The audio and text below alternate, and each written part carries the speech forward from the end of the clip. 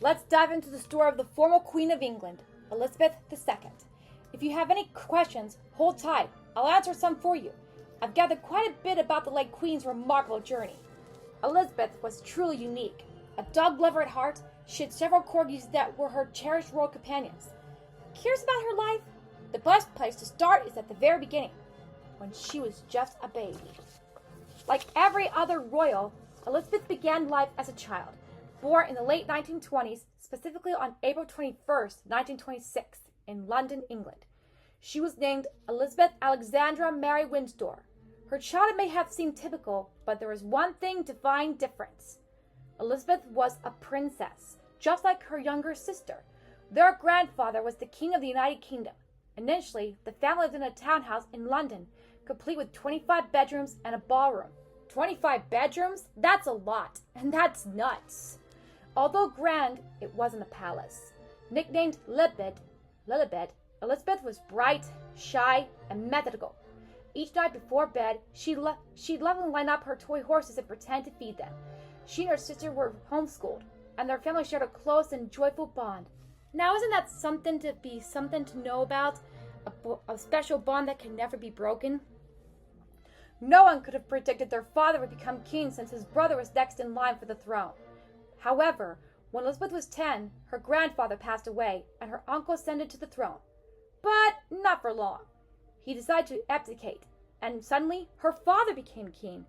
Without a son to inherit the throne, Elizabeth, his eldest daughter, became the heir apparent.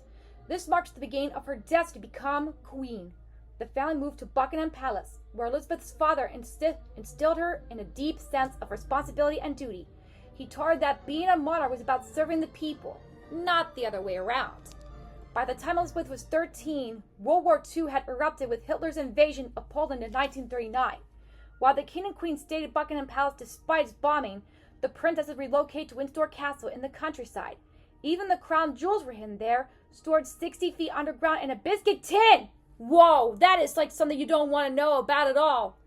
Amidst the war, Elizabeth actively contributed, raising funds for troops and delivering a radio speech to uplift children displaced by the conflict. Her words, "And when peace comes, remember it will be for us, the children of today, to make the world of tomorrow a better and happier place," resonated deeply. At the age of 18, in 1945 to be precise, Elizabeth joined the women's branch of the British Army. She learned to change tires, disassemble engines, and drive large trucks. When the war ended, she celebrated alongside her sister, mingling joyfully with the crowds outside of Buckingham Palace. Yet, post-war challenges loomed as London faced the task of rebuilding from the devastation. Amidst these struggles, Elizabeth found happiness in love. Yes, that's right. She had met Philip, charming and handsome, at the age of 8, and later reconnected at the age of 13. Over the years, they exchanged letters, and on November 20th, 1947, they were married.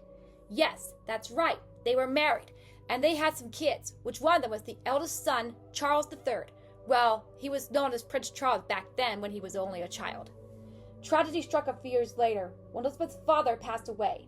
At just 25 years old, Elizabeth was crowned queen at Westminster Abbey.